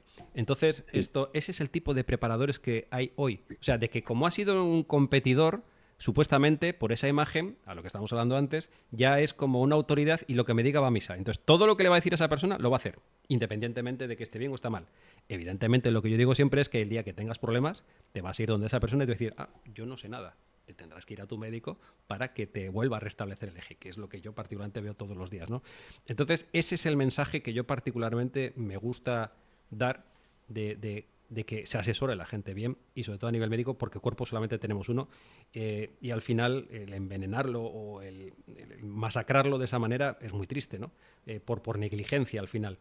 Entonces, me gustaría que dieras también un poco este mensaje de cómo ves tú las cosas, de que quizás esos errores que cometiste, como todo el mundo al principio, de quizás no hacerte los estudios médicos oportunos, que todo el mundo empezó, pues lo que me dijeron yo me lo aplicaba y ya está, después con el conocimiento del tiempo quizás ibas evolucionando en este punto, pero aquí concretamente todavía se estila ese, lo que quizás en Estados Unidos o en Europa hoy día ya sí, ya se evolucionó un poco más de hacerse los estudios, pero aquí en Sudamérica ya no, todavía no está entrando mucho este punto, ¿no? Pues mira, verás, yo aquí esto es un tema complicado porque, ¿sabes qué pasa? Dices cosas que la gente no quiere escuchar, entonces atacan siempre al mensajero, no al mensaje. Es decir, es posible que haya gente que diga, este tío es gilipollas por lo que voy a decir, en vez de decir, pues tienes razón, lo que pasa es que yo no quiero asumir esa realidad. Mira, cuando yo tengo un problema en el coche, voy al mecánico porque yo no tengo ni idea de coches. Es así de sencillo. O sea, yo no compro las piezas por internet y se las meto a mi coche, así, tal cual. No lo hago. Y esto sucede con casi todo. ¿Por qué con nuestro cuerpo no hacemos eso? O sea, me parece acojonante de alguien que no sabe cómo funcionan las sustancias en el cuerpo. Ojo, el delito no es no saber cómo funcionan. El delito es hacer lo primero que te venga a la cabeza con esas cosas que no sabes cómo funcionan. Eso sí que es un delito hacia ti mismo, no hacia mí, porque a mí me da igual cómo te mates, hacia ti mismo. Entonces, claro, yo creo que habría que ir donde gente especializada en cada tema en concreto, Sí. pero sí que reconozco que para la gente es muy difícil acudir a gente preparada en estos temas. ¿Por qué? Porque el marketing hace mucho y la gente sigue impresionándose por la imagen. Es decir, una competidora de wellness que ha sido campeona de X, yo supongo que sabe, no, sabe el que le ha mandado lo que tiene que hacer, no ella. Ella simplemente lo ha hecho. Si ella Entonces, supuestamente está bien, ¿no? Entonces, como ella está bien, pues yo voy a seguir sus consejos. Claro. claro. Entonces, ahí yo tengo esa lucha, ¿no? De que es muy difícil identificar quién sabe y quién no, porque la verdad es que es complicado para la gente. Y luego también lo que hablamos de las expectativas de la gente. Yo le digo a la gente, le suelo aconsejar a la gente que se siente en el espejo y sean realistas con ellos mismos. Porque no puede ser que vayas donde un preparador y le digas, quiero hacerme profesional, ganar este campeonato, tener un cuerpo parecido a este, pero luego quejarte cuando te salen efectos secundarios, porque ese cuerpo lleva asociados a efectos secundarios. Asúmelo desde ya. No te vengas luego quejando que te ha cambiado la voz. Es que era lógico que te iba a cambiar, porque no quieres un cuerpo femenino humano. El que quiere ser un gorila, por ejemplo, Ron Coleman era un gorila. Ujú. Si tú quieres ser un gorila, sabes que eso tiene unas consecuencias, como ha acabado él, por ejemplo. Es que esas consecuencias eran lógicas, porque era un auténtico animal. Entonces, Y raro que si no tú esté eres un muerto. humano, Y raro que no esté muerto. claro, si eres un humano, o vives como humano para vivir como humano el día de mañana, o si quieres ser un gorila, tendrás las consecuencias de haber modificado así tu cuerpo. Entonces, yo creo que esto es quizás el mensaje más claro que deberíamos de dar. Mira, tú haz todas las locuras que quieras con tu cuerpo, pero que sepas que las consecuencias con el tiempo las vas a pagar. ¿Sabes? O sea, esto no.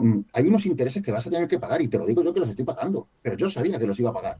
Entonces, cuando la gente quiere que le den el préstamo sin intereses, ahí está el problema, ¿vale? Normalmente el culpable es el que le ha dado el préstamo y luego le está pidiendo los intereses.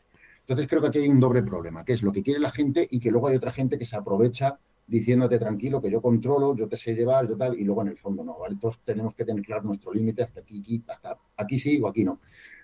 Creo que eso va a tardar mucho en corregirse si es que alguna vez se va a corregir.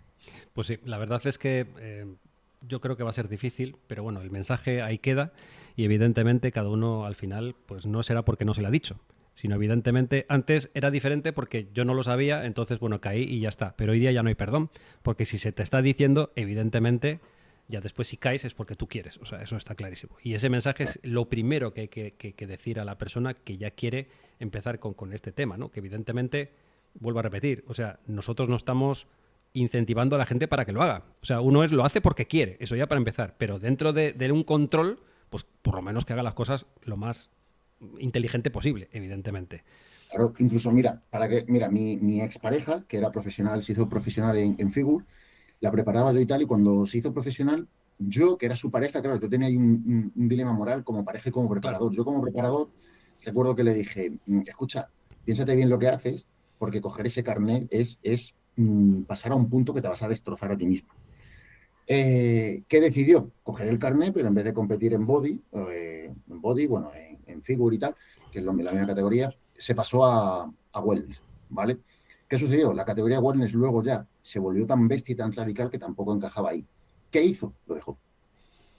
Lo dejó, pero lo dejó porque era consciente de lo que le iba a pasar si no. Bueno, Con este, pero quizás es porque tú estabas ahí constantemente diciéndole, pero si llega a estar con otra persona, pues probablemente hubiera pasado una línea que hoy día quizás se estaría arrepintiendo. seguro, yo nunca la utilicé a ella para promocionarme a mí, pero si un preparador quiere promocionarse con sus competidores, está claro lo que le va a hacer. ¿Sabes? La va a destrozar, porque es que es así. Entonces, yo creo que esto sirve como ejemplo de lo que he dicho antes, sentarte y decir, a ver, ¿qué quiero en mi vida y si me va a compensar o no? Porque solemos tender a sobreestimarnos y decir, no, pero a mí no me va a pasar. No, no, Exactamente. no, no eres tú. Eso es lo de siempre. Si a mí no me pasa nada, si yo estoy bien, ya, Claro, pero pasa. Porque el jugar a la ruleta, evidentemente, alguna vez te va a tocar. Eso está clarísimo. Y el que sí, juega con fuego se quema. O sea, es así. Y más en el caso de la mujer, que es tan delicada, sobre todo a nivel hormonal, ¿no? Incluso metabólico hormonal. De que cuando gana, lo que habíamos hablado antes del ego, quiere continuar, ¿no? No está ese momento de decirle, pararle los pies y decir, vamos a esperar, vamos a restablecer tu eje y vamos a hacer un descanso y después ya veremos. O sea, si está con otra persona que no tiene dos de frente, que hay muchísimos preparadores que son así, que quieren buscarse la medalla, evidentemente lo que va a hacer es, no, aquí tengo un pura sangre y le voy a exprimir hasta el final, hasta fundirle totalmente. Y se va a fundir, evidentemente. sí. Entonces, eso pasa mucho. Entonces, como hoy día el que se va a preparar quiere más el objetivo que no, digamos, la salud, pues entonces están este tipo, vamos a decir, de preparadores que buscan eso, la medalla y el objetivo. Entonces, el saber parar los pies a una persona cuando ha ganado es difícil, ¿no? A mí me pasa. O sea, entonces llego a la última y decir, bueno, si quieres continuar conmigo vas a tener que hacerte las analíticas oportunas, vas a tener que esperar y punto. Si es que quieres tener una vida longeva dentro de esto. Ahora, puedes tener tus 2 o 3 años de gloria hasta donde dures y después se acabó. Y nadie más se va a acordar después de ti, evidentemente. Y después te recordarás de lo que yo te dije. Yo creo que estamos de acuerdo, ¿no? Sí. Además, me gustaría hacer una frase que es, yo la tengo mucho en consideración. Tú puedes hacer un uso de la química y demás sensato, por así decirlo, pero no seguro. ¿Por qué digo esto? Tú te puedes hacer tus analíticas, tú puedes llevar tus controles médicos, tú puedes hacerlo todo bien y aún así pinchar. Esto también que la gente lo tenga claro, que hacerte tus analíticas y tal no te asegura nada. O sea, puedes hacer un uso responsable, sí, tú puedes ser responsable con lo que haces, pero no va a ser seguro tampoco. Claro. Entonces, esto quiero que la gente lo tenga muy claro. Parece muchas veces, o sea, yo no estoy en contra del uso, yo he usado toda mi vida, yo no estoy en contra del uso, lo que sí que estoy en contra de que la gente sea una descerebrada y que luego se queje de su propio descerebramiento. O sea, si eres un descerebrado, luego no te quejes por las decisiones que ha tomado Pechugas con ellas y hasta no culpes a terceros, la culpa es tuya. Entonces, aquí yo creo lo que te digo, que la culpa es de las dos partes, de algunos preparadores y de muchos de los competidores, y yo creo que hay que elegir qué quieres ser, pero en todos los deportes. ¿Quieres ser, hablando del culturismo, quieres ser un culturista que sobrelleva su vida lo mejor que puede o quieres ser una persona que hace culturismo? Es que son dos cosas distintas. Entonces, yo tengo clientes que me han dicho, no, yo quiero ser un culturista y el resto que venga me apechugo con ello. Digo, pues hay tus huevos, pero que sepas que esto es así. De hecho, recuerdo una conversación con dos personas de decirle, estás entrando en terrenos peligrosos. ¿Quieres seguir por aquí o mejor prefieres poner un límite? No, yo voy a por todas. Vale, vas a por todas, pero sabes lo que te puede pasar. Y yo les admiro porque, o sea, a mí no me parece más loable una persona que se pone delante de un toro y arriesga su vida porque quiere matar a un toro. A mí eso me parece mucho más despreciable que el que dice, venga, yo arriesgo mi vida por mi deporte porque me gusta y yo no hago daño a nadie. Hay tus huevos, pero que sepas que lo estás haciendo. O sea, que sepas que te estás arriesgando. Entonces, yo tuve esa conversación con dos personas, los dos lo aceptaron y no hay ningún problema, pero yo sé que a mí no me van a poder decir nunca, ¿sabes que no avisaste? No, hostia, que no. Claro que te avisé. Te avisé, pero bien, además, te lo dejé bien claro. Yo creo que eso es un punto súper importante también como preparador, el siempre decir todo y sobre todo lo malo, ¿no? Para que quede bien claro ese punto y después, no es que no me lo dijiste, o sea, que se subraya todos los pros y los contras, evidentemente. Entonces, después ya cada uno, evidentemente, siempre va a tomar su decisión.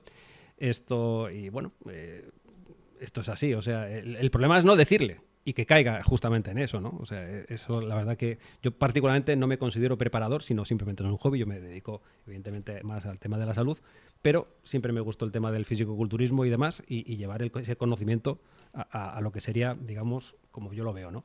Pero por eso también... Pero mira, un pequeño apunte que sí, quiero hacer para que la gente que esté viendo esto sepa hasta qué punto de implicación tiene que tener. A esta persona yo les dije que si quería que yo les llevara pues, todo el tema salud, cómo iban, cómo no iban y tal, me tenían que pasar una analítica solo de unos valores muy concretos. Eran unos valores muy concretos, no era general, uh-huh, pero cada 15 días. Cada 15 días. ¿Por qué? Porque para usar mucho de unas cosas tenían que tomar mucho de otras cosas que contrarrestaran estos efectos, pero tocaban los minerales. Y le dije, los minerales es lo más jodido en el cuerpo. Un desajuste rápido de los minerales está matado. claro. Digo, esto no es que vaya avisando, está matado. Y cada 15 días se hacían su analítica de minerales y tal. Si no, yo les decía que a esas cosas yo no llegaba, Pero, ¿sabes? pero realmente llegar a ese punto ya es porque están tocando diurético.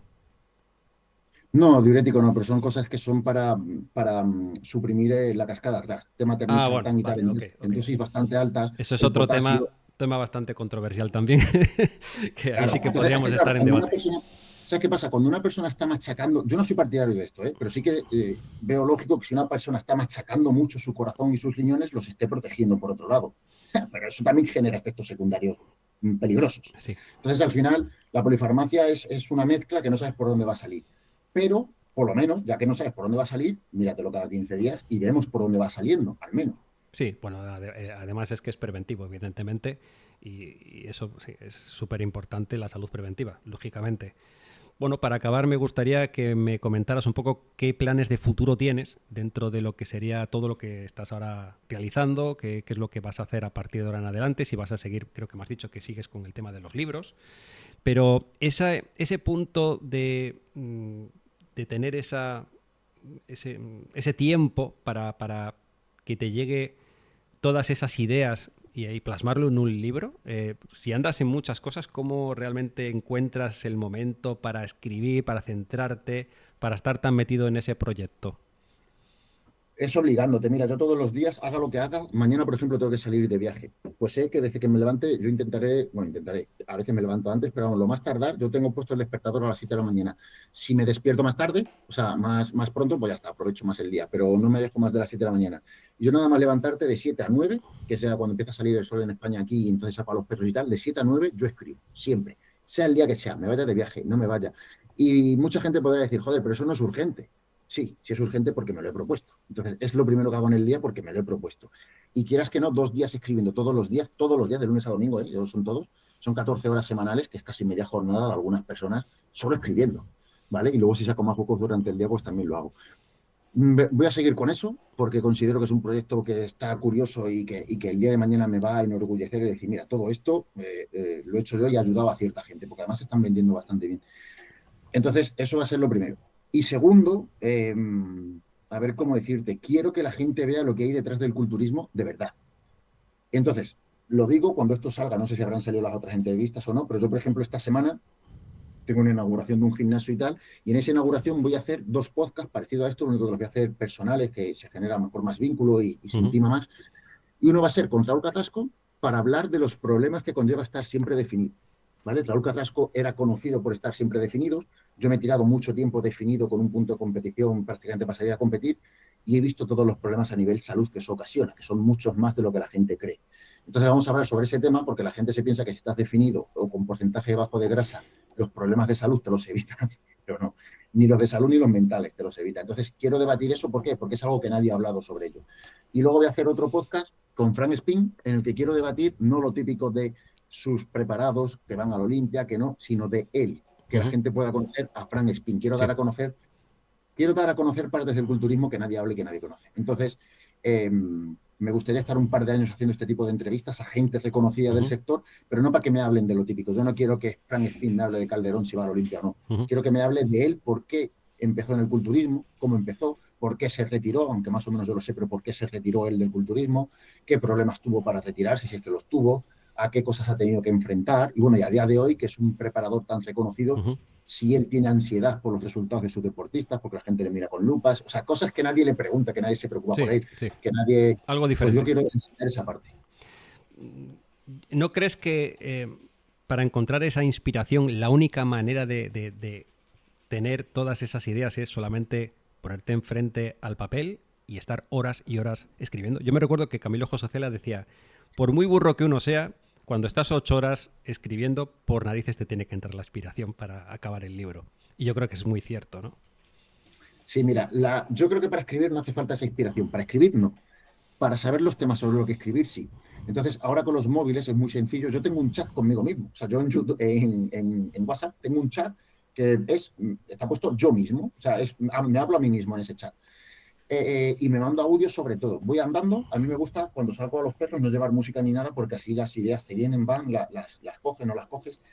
Y tengo un montón de audios se me ha ocurrido esta idea para hablar sobre esto, se me ha ocurrido esta idea para, o sea, lo tengo todo lleno y de ahí saco la inspiración, yo no la saco, viene cuando le sale de los cojones. Pero ya cuando me siento, sí que tengo de qué tirar para decir, coño, dije, por ejemplo, ahora estoy hablando de los péptidos, pues yo ya tengo todo el esquema de los péptidos, cómo los voy a desarrollar, cómo los voy a tratar, entonces ya solo hacerlo. Pero para que me viniera esa inspiración de los péptidos, pues fue cuando salió Cebun hablando de que él había utilizado unos péptidos, ¿qué tal? Y dije, hostia, la gilipollez acaba de decir en torno a marketing y tal, esto hay que matizarlo mucho. Me lo apunté. Es que realmente hoy día hay una palabra también de moda, que me vas a dar la razón, que es la evidencia científica. El justificar todo diciendo la evidencia científica. Y evidentemente, y yo creo que eres una de las personas que también lo ha dicho, y yo también lo repito mucho, es que a esa evidencia habría que hacerle también otros estudios para ver realmente de dónde viene pues esa palabra tan justificativa, ¿no? A mí particularmente no me gusta nada. O sea, el que me quiera justificar todo diciendo la evidencia científica, digo, bueno, yo también me baso en mis experiencias y evidentemente hoy casi a veces mejor evidencia científica que mi experiencia. O sea, ¿cómo ves esto ya para finalizar? Pues mira, te voy a hacer una pregunta que es muy sencilla y con ello vas a entender a lo que quiero llegar. ¿Tú necesitas evidencia científica para saber que si te tiras de un avión a 10.000 metros te vas a reventar cuando llegues al suelo? Claro. No la necesitas. No todo necesita evidencia científica.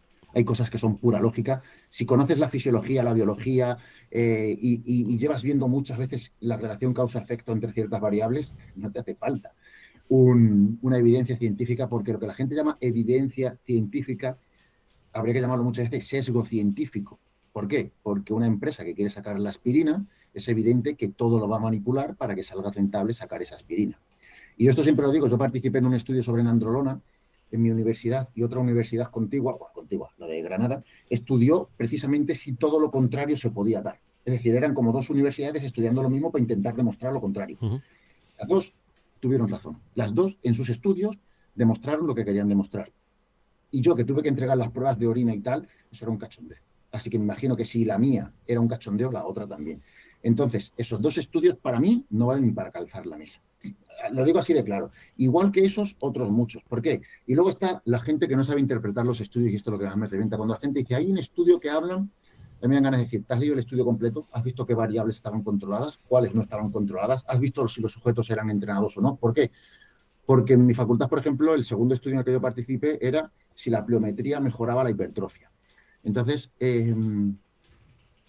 a ver cómo hacérselo entender a la gente. Para una persona que no hace pesas y no hace nada, quizás la pliometría le pueda mejorar la hipertrofia. En mi caso, evidentemente, no. O sea, en mi caso, que llevo años y años haciendo sentadillas, extensiones, no sé qué, ¿cómo coño dar 4 saltos me va a mejorar la hipertrofia? ¿Estamos tontos o qué? Entonces, a todos nos metían los mismos datos en el mismo grupo, pero no éramos todos igual. Los metían como un grupo de deportistas, pero es que no éramos todos iguales. Entonces, como yo he vivido eso, más que evidencia científica, creo que hay un sesgo científico y evidencia científica solamente lo utiliza la gente que no quiere pensar, sino que dice, un estudio dice esto y yo me lo creo. Yo Sí, soy un intermediario, pero no pienso en el proceso. sí, totalmente de acuerdo. Bueno, Roberto, la verdad que estaríamos horas y horas hablando sobre lo que nos gusta, que es la salud, que es el fisicoculturismo, el mundo del fitness. La verdad que hay mucho, mucho que hablar. Y yo agradecerte por haber estado hoy aquí conmigo, bueno, pues hablando de todo concretamente esta vez de ti y de tu trabajo en este caso. Y bueno, pues nada, esperemos que nos veamos algún día en persona. Y nada, pues si quieres decir algo, pues este sería el momento. Yo diría una cosita muy simple para que a la gente le quede algo muy claro. No tiene que creer nada de lo que yo he dicho. Lo que yo he dicho es una opinión. Tienen que comprobar por ellos mismos, ya sea investigando, ya sea viviéndolo, las cosas que yo he dicho si tienen sentido o no. ¿Por qué digo esto? Nadie tiene por qué creerme. De hecho, la gente, que todo el mundo me cuestione. El hecho de que me cuestionen ya les está llevando un paso por delante para saber si llevo razón o no, o si ellos la llevan o no la llevan. Bueno, pues muchísimas gracias, Roberto, y nos vemos en otra ocasión. Saludos. Gracias a vosotros. Adiós.